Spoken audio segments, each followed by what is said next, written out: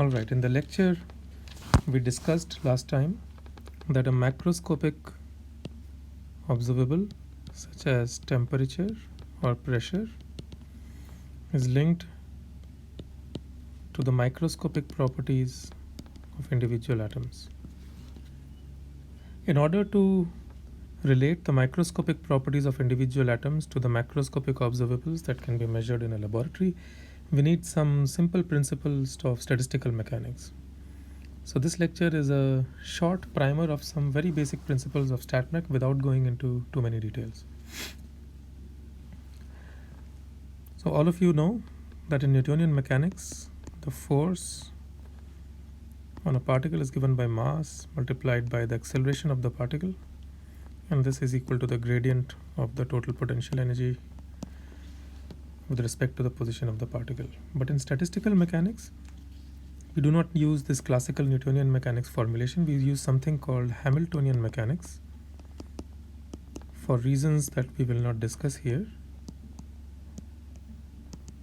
It's a more abstract formulation of classical mechanics. And here, instead of velocities, we consider what are called generalized momenta. So this is a momentum,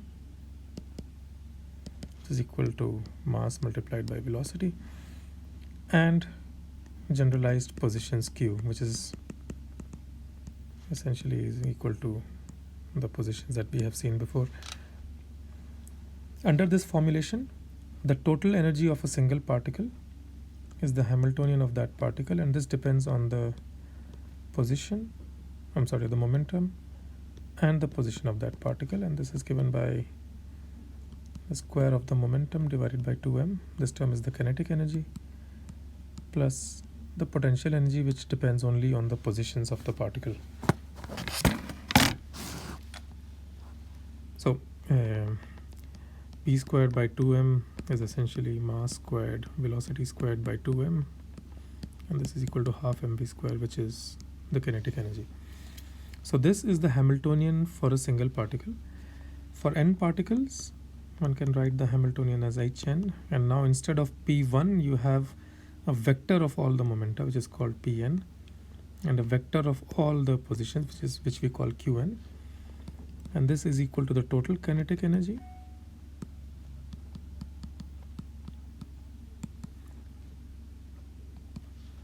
plus the total potential energy, which now depends on the positions of all the particles. So this here is the total Hamiltonian of this system. I will now introduce the concept of phase space. The phase space is essentially a graphical illustration of the Hamiltonian. So let's look at a single static particle. It has three components of its position q. So if this is q, it has three components, the qx, qy, and qz.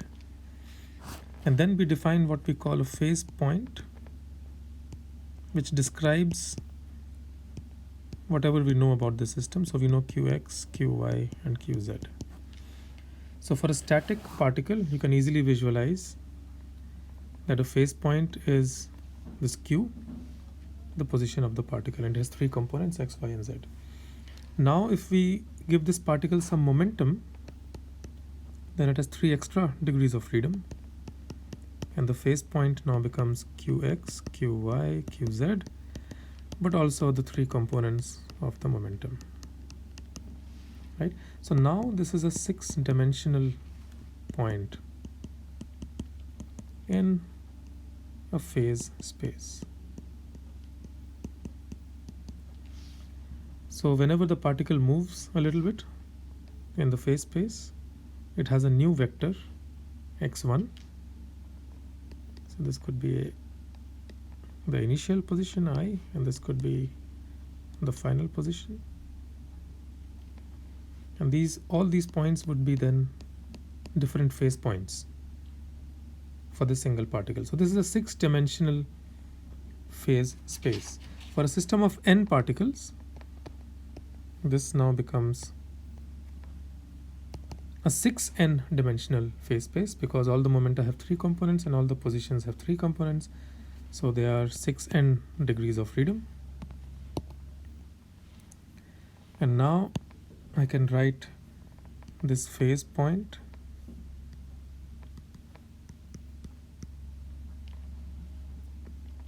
as a function of all the positions and all the particles. So this would be the x of the first particle, the y of the first particle, and so on until you reach the z component of the position of the nth particle, and then it would be the x component of the first particle's momentum, the y component of the first particle momentum, and so on until you reach the z component of the nth particle.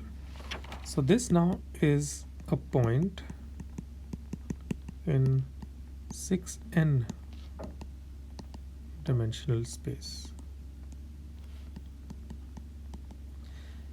So every configuration that this particle can take in 3 dimensions, not this particle, I'm sorry, the system of particles can take, is a phase point. In principle, if I know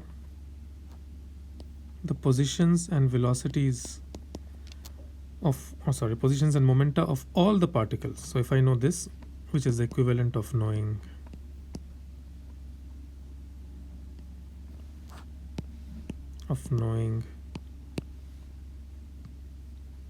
the momenta and the positions of all the particles. If I know this at time t, then I should be able to predict the positions and momenta at time t plus delta t.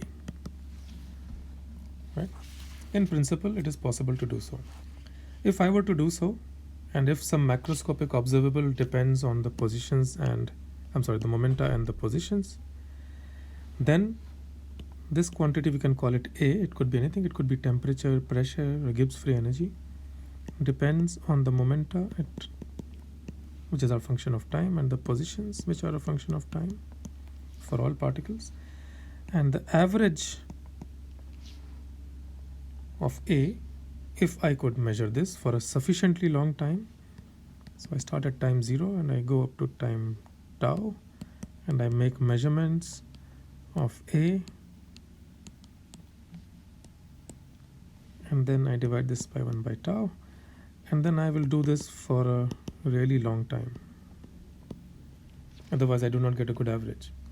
So in principle, I can measure some macroscopic observable A by integrating, in this case, classical equations of motion for a very long time. In practice, if you were to do this for 1 mole of a gas, it would take around maybe 1 billion times the age of the universe. So this is certainly not possible.